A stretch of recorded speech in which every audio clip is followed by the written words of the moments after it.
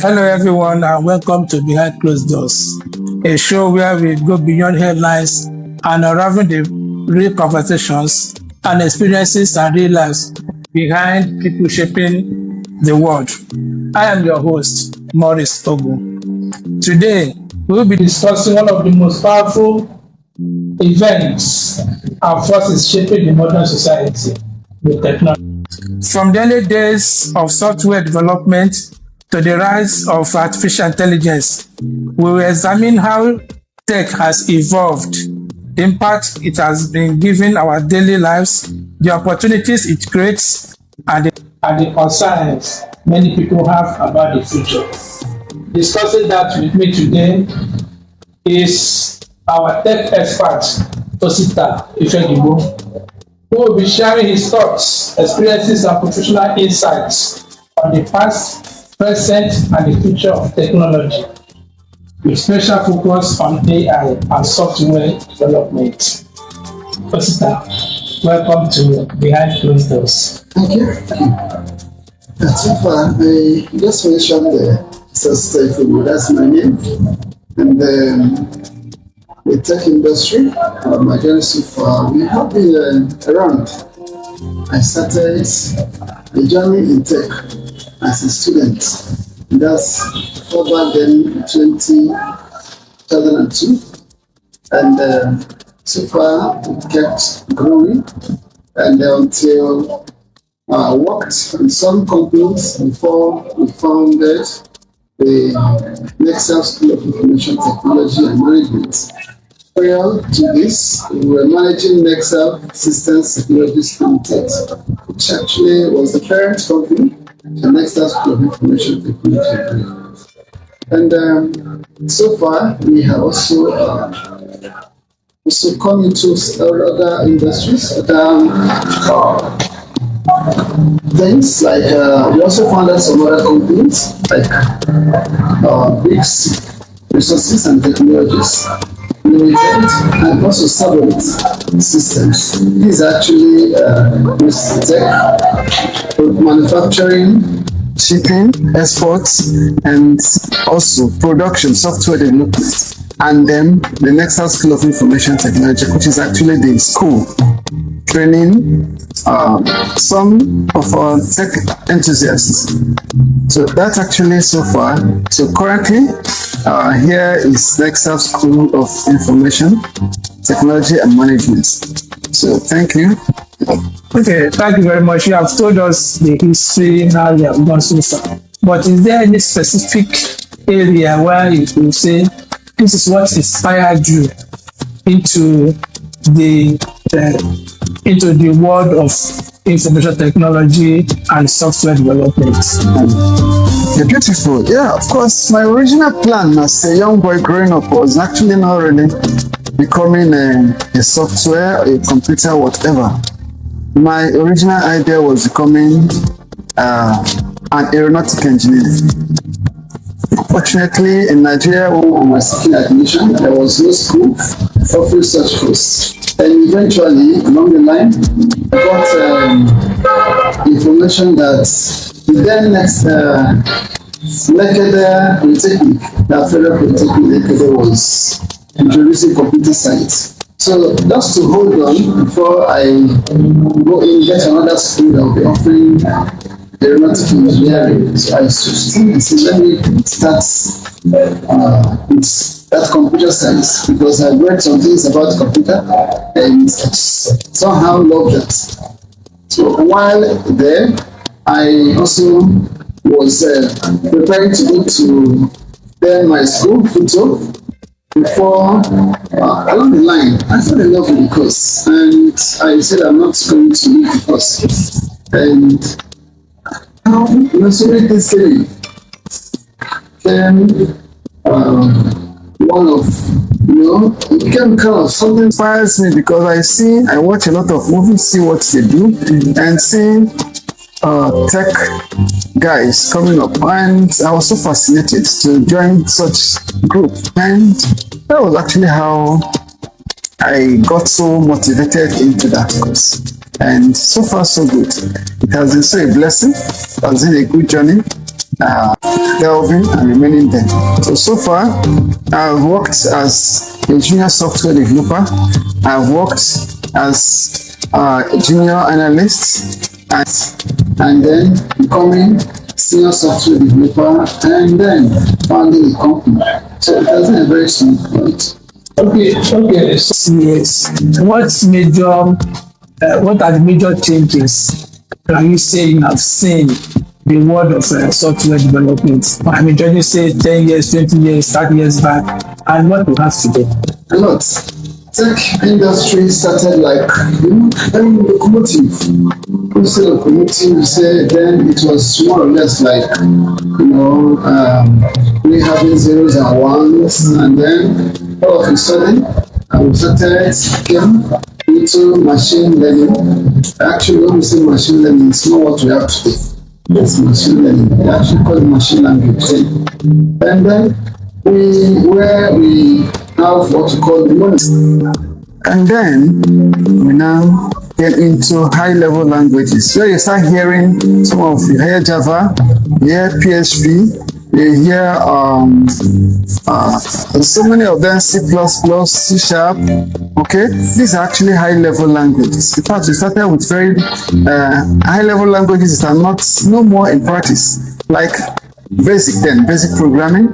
We have Fortran, we have Kobo, we have Pascal. So these are actually programming languages. These are actually very locomotive, but they were very intuitive as at the time they came.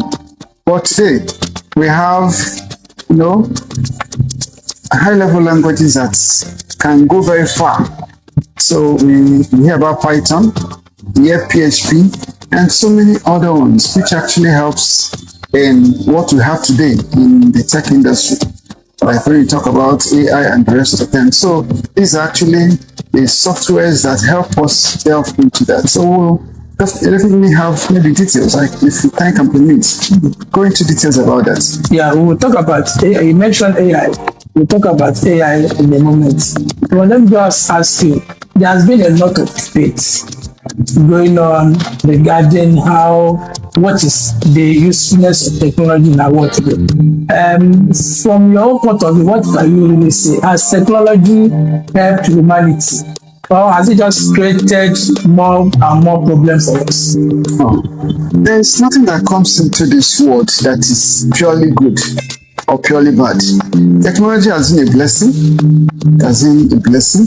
And then to an extent also, it has exposed so many things that maybe ought to have remained silent. Today, let me start with the bad so that we can enter the good. Today in our world, you see whole lots actually going on the web there. Children accessing sites that are not meant for them. Some underage ones also, accessing information that would have remained silent. Maybe you don't really digest it well, and somehow continue to break the society. Because the information may have been better when it's past when they're matured. So that's actually the wrong part. But on the good part,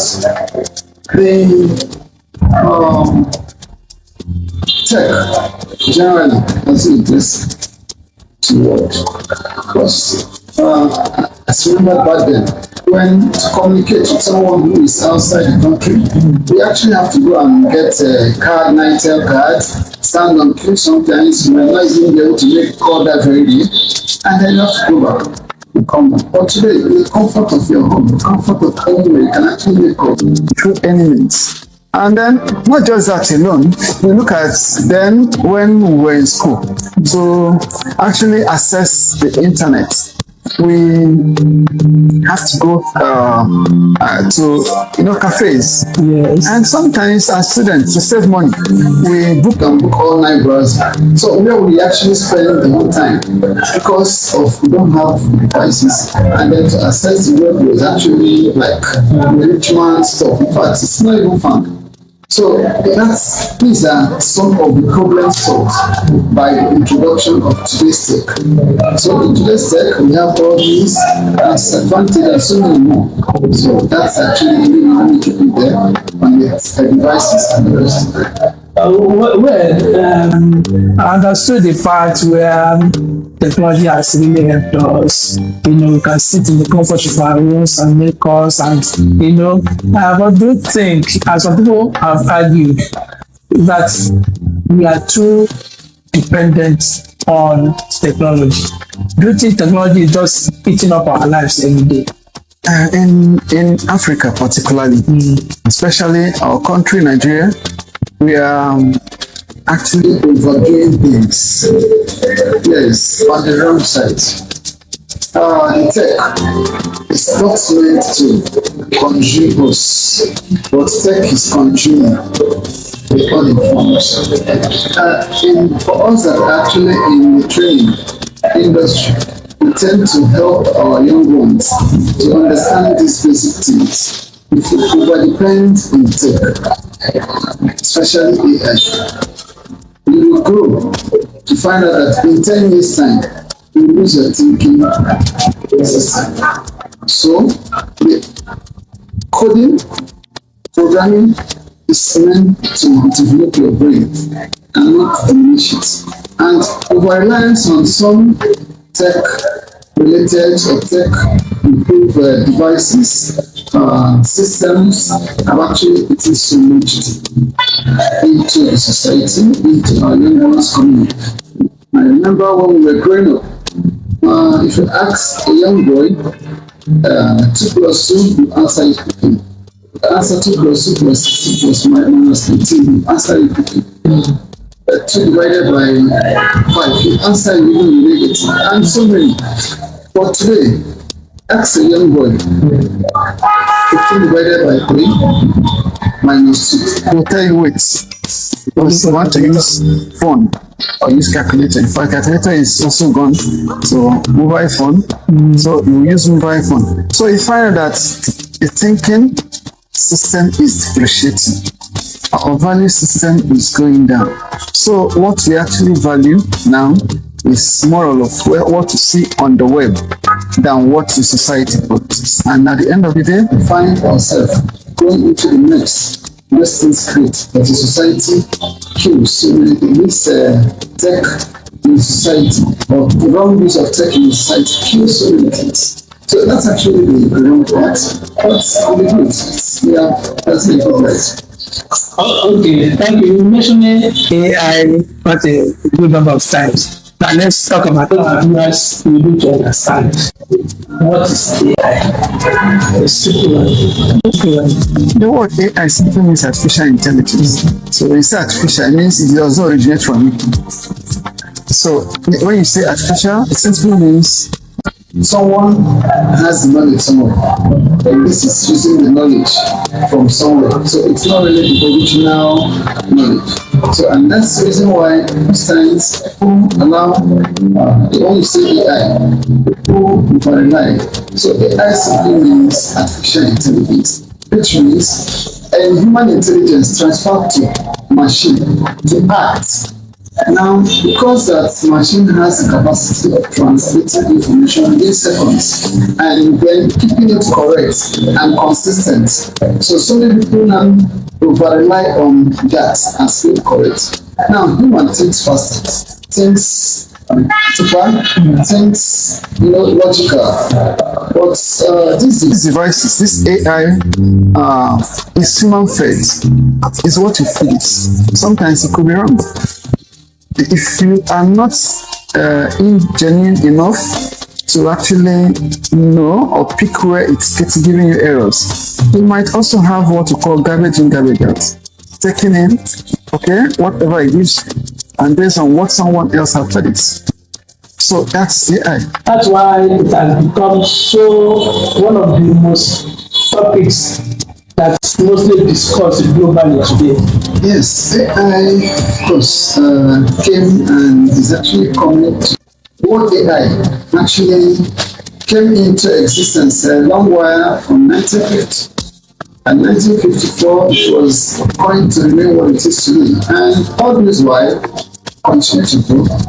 But the growth was not really that speedy, radical. But what you are seeing today, the form of data you are seeing today, actually came in from this 2002. In fact, 1998, but by 2002, the conference actually developed the paper, okay, that we today we use in what we call AI, actually was built. So that's actually how it came. And since that time, different companies have produced different forms, different things about AI, different forms, different perspectives, and different activities. So the AI generally, it's or the coming of AI is actually predicted to take the future. Because if not your managed, it becomes thinking that of generation to come, generation and generation to come. So some people have argued because you mentioned the future, the generation to come, and even the present day. And some people have argued that AI is really here to take up people's jobs. So may I ask you, how do you think AI is changing our jobs, our lives, our businesses, and everyday life? And how can people really actually benefit from AI? Really, that's good. Don't worry. The tech came in to assist and take the role of man. But when a man is giving in himself to that what is meant to assist him, when what is meant to assist him becomes then becomes a principal, why he becomes a substitute of it. So AI is meant to help us and then relieve you of certain things that you do daily, while you will have the whole time to now grow higher. But today, people sit down in their houses, in their offices, and develop systems that do the work, and yet they are not developing themselves to grow further beyond that place they have been, where AI came to meet them. And that is actually, when you say the fears of AI taking the jobs, by the time you finish feeding the AI to actually understand your own job role, what you do every day, what you normally attend to every day, then the AI will take up that job that you are doing. But if you are using that principle for which it is developed, which is allow the AI, create a system with the AI to help you solve this one, while you think of something greater, then now bring in AI again to continue to grow with you. So if you relax because AI is doing your job, tomorrow AI will take your job. But if you actually follow the concept, the principles, how AI was, or why AI was brought in, then definitely you are going to keep going. As AI is also keeping going. That's about that. So, basically, people really misunderstand the concept of AI and what AI has really come to do for us. So, AI has really come to help humanity in the areas of productivity and not to really take up the jobs of human. Okay, that's fine. So, let's move to technology and our society today. Okay. So, and in doing that, let's look at the institutions, like government institutions, like hospitals, and other government institutions. How do you think technology, vis-a-vis this AI we're talking about, can really help governments in the areas of security, in the areas of improving our healthcare system and education? Of course, Nigeria is so backward. When you talk about allowing tech to grow, Nigerian institutions are so backward. but take a dive into some our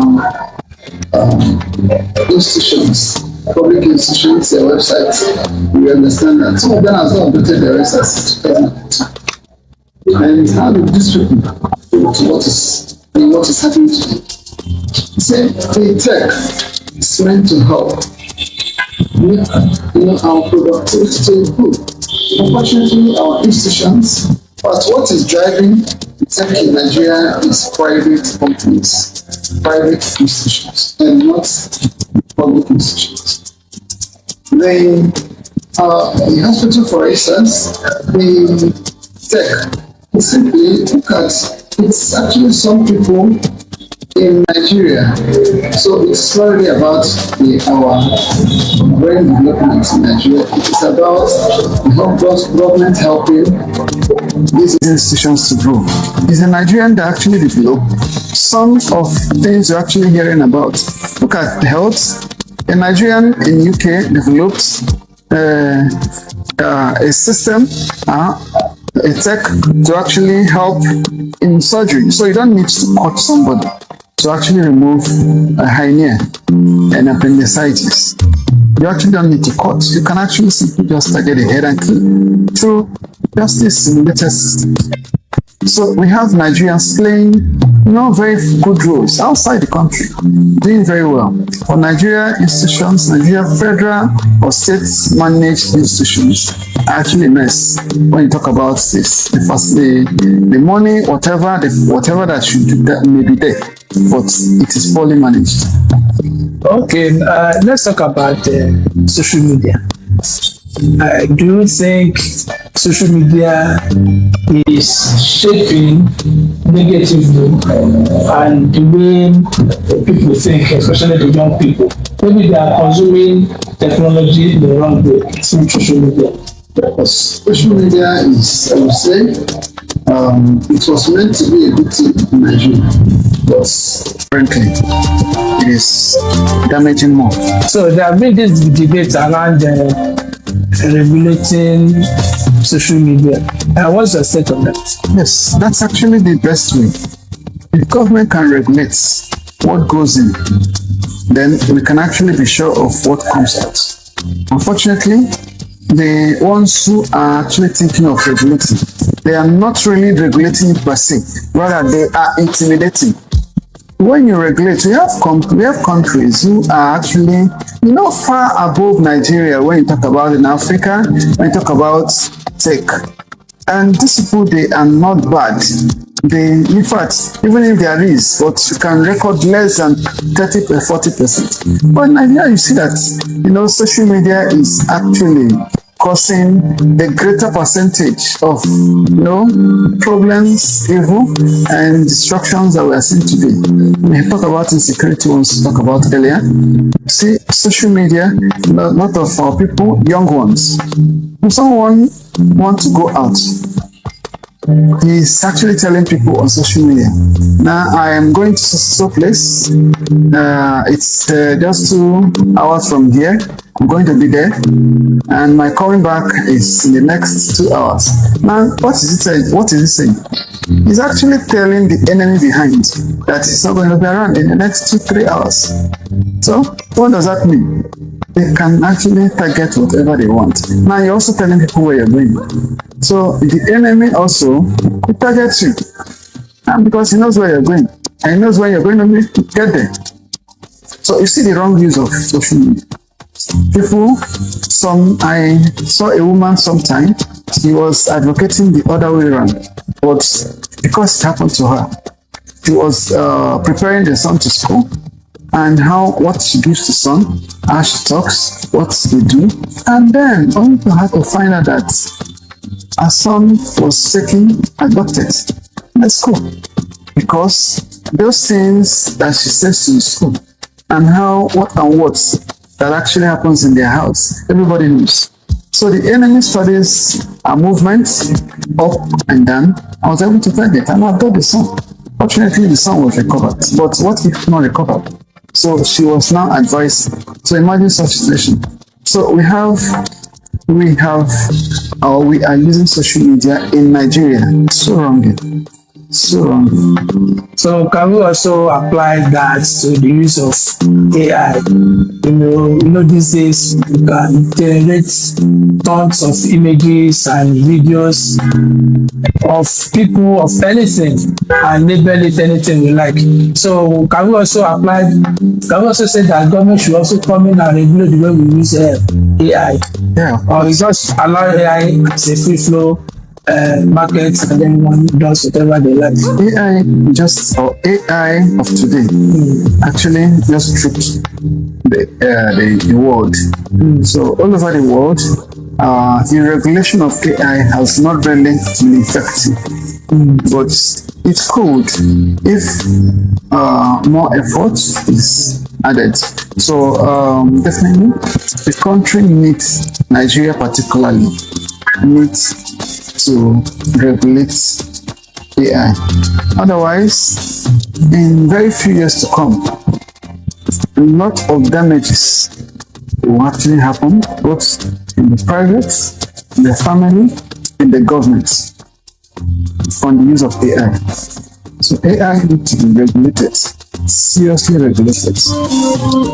Okay, you mentioned that if you don't regulate AI, it will be damaged in the nearest future. Now let's talk about the future. The future really. Let's talk about the future of technology. In the coming years, let's say 10 years, what do you think will become of technology and AI? Where do you think we find ourselves? Okay, you mentioned that if you don't regulate AI, it will be damaged in the nearest future. Now let's talk about the future. The future really. Let's talk about the future of technology. In the coming years, let's say 10 years, what do you think will become of technology and AI? Where do you think we find ourselves? Because there are a whole lot of parts that have not actually been enforced. But in 2004, I was involved in a research where actually on emerging technologies.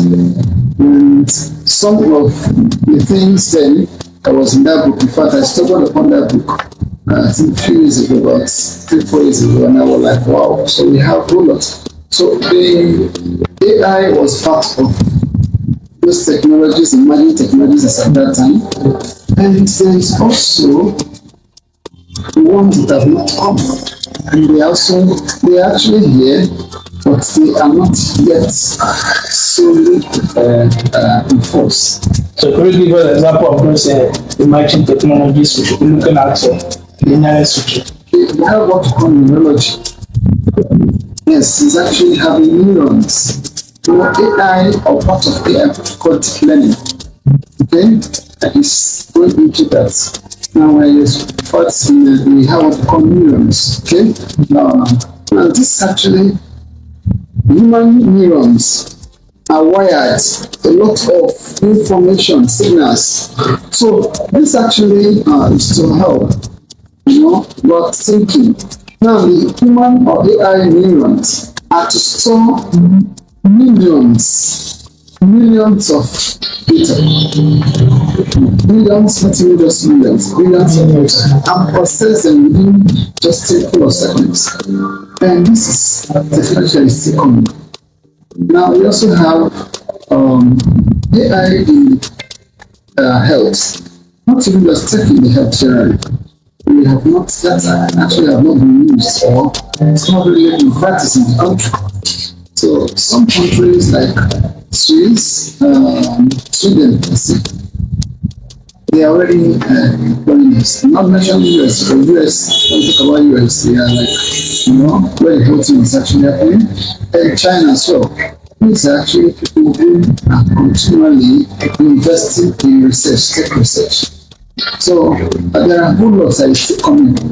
By in 10 years, what we see today, it's just like, a stepping stone. What is going to come? In fact, just talk about 3 years, 4 years. Okay, at present, I'm aware that Africa is behind. You just mentioned China, you mentioned US, where all these things are happening. Well, if you still have emerging technologies that are still coming. And the ones we have at present, Nigeria is still lacking behind. So where do you think Nigeria and Africa will be in the nearest future? Unfortunately, Africa generally is still dependent on what the Western world, the Asia, what they give us. The reason is that the African leaders have failed woefully. Otherwise, in the tech, if you go to China, just like in the economy, they are saying the Asian economy. We have European economy, we have American economy. We don't have anything called African economy. So Africa depends on the West, the Asian, and that's exactly also what tech is. It all depends on what they give us. There are a team that we are just still forming. Actually, we are having some understanding to look at how to develop African products for Africa by Africa, and that is this tech. Now, if you go to China, some devices produced in China cannot function in US. The reason? The US can detect what is produced in China once they actually take the device and shut it down, and it will not work. But can you do that in Africa? Because we don't even have anything to detect which one is coming from which.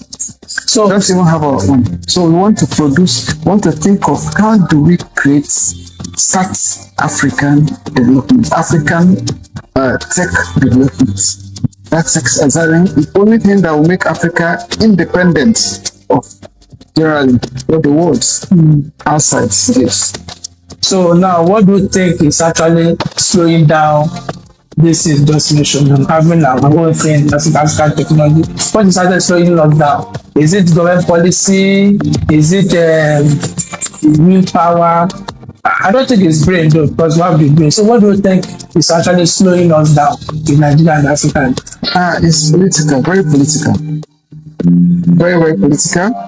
Of course, when you talk about what could be slowing us down, it's so much that bringing them in, it will take a lot of time. But let me just start quickly. We have a lot of our brains and actually outside. I mean, African brains. I listened to one South African legislature one certain time was actually talking about the situations. He was talking about what's happening. In fact, he was trying to relate what's happening in Nigeria, what's happening in South Africa to what's happening in Nigeria. And he was talking about a South African a group in South Africa kicking against somebody who was actually vying for presidency in US, and this person was not really in South Africa. Sorry, he was not originally from South Africa, but he nationalized in South Africa.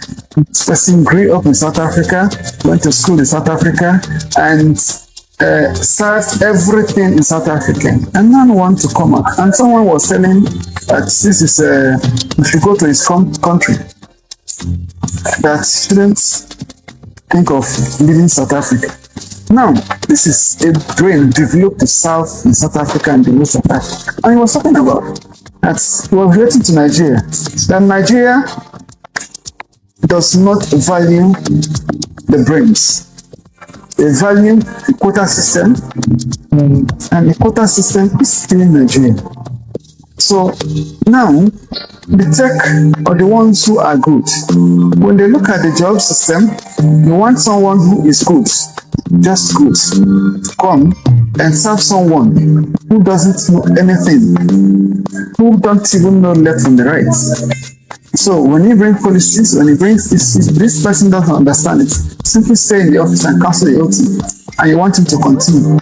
You simply start his green passports, pay his flight tickets.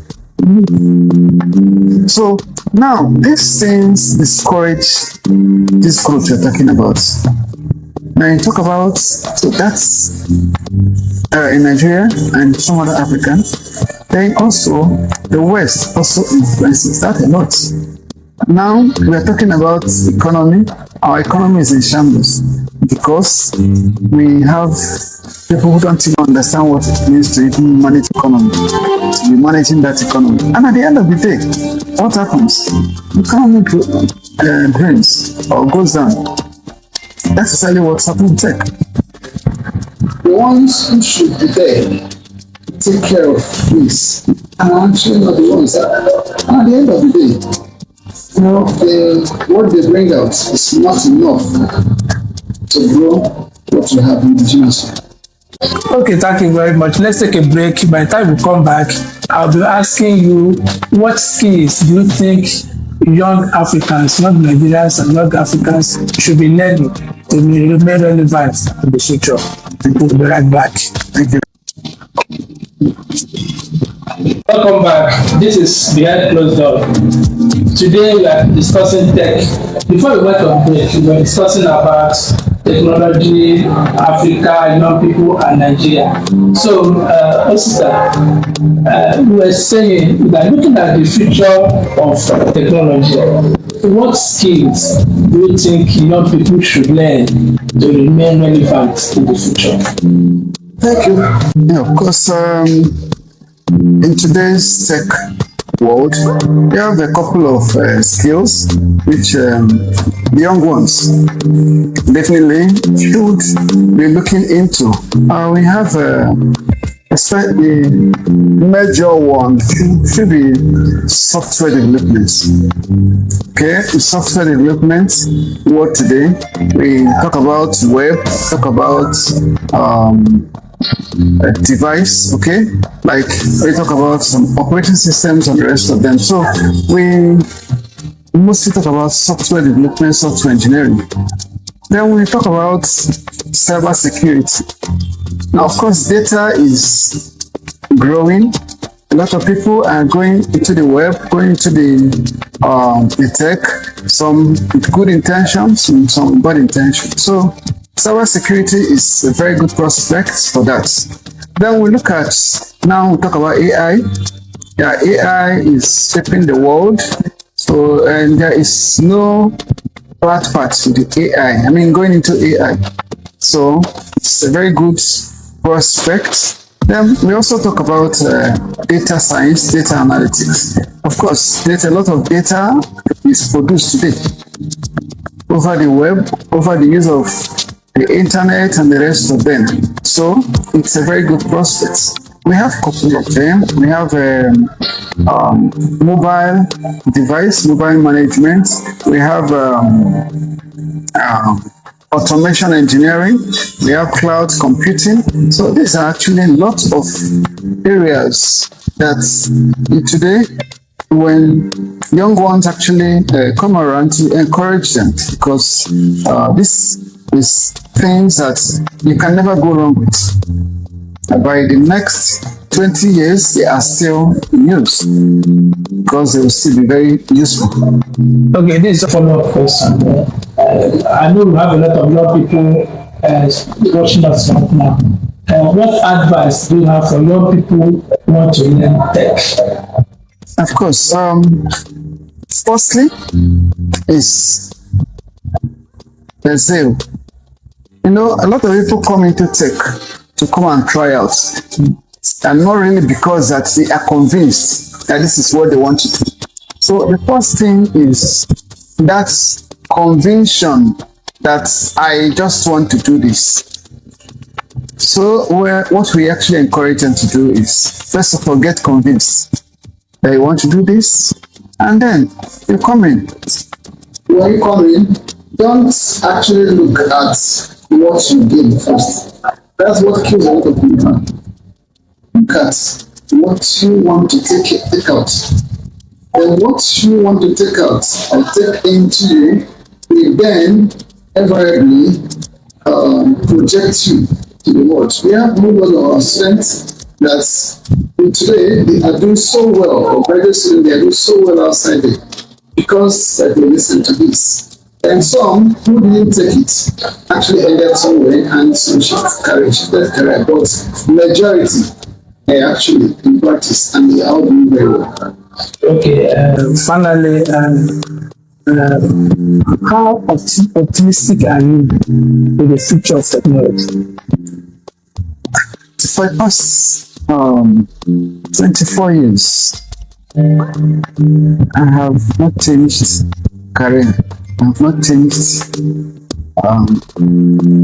area. I can only compliment because I know that the industry is kind of an industry that will not die in years, centuries to come, to continue to be impactful and to be useful and to be productive. So, very optimistic. What we have in the tech industry today is just a tip of an iceberg of what is coming in the future years. So, tech still remains one of the industries that remains so unbeatable, so undying. That's appreciate.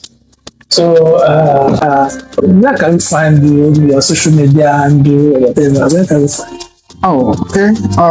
Personally, my name is Sife Dimosita. Just type Dimosita. You definitely see. If that's the name of Dimosita, you see a lot of video, you see a lot of information about you, you see the handles. You also see the company. And it's a Nexus School of Information Technology and Nexus System Technology. We say a lot of things about us. Just type Nexus in Google and then you see, you follow a lot, you see a lot of us. So my name, handle for the company, just type Nexus. Yes, and I think to get the spelling, we should you see the correct spelling on the screen. Yes, exactly. Oh, and that brings us to the end of today's program. Behind closed doors. A very big thank to our guest, Mr. Ifediwe, for sharing his insights, his experience, his knowledge with us regarding artificial intelligence, technology, software engineering, and the future of our young people, the future of Africa, the future of to everyone watching, thank you very much for being part of today's conversation. I am Maurice Ogu, and this has been Behind Closed Doors. Don't forget to share, like, and follow us for more. Thanks and stay blessed. Bye.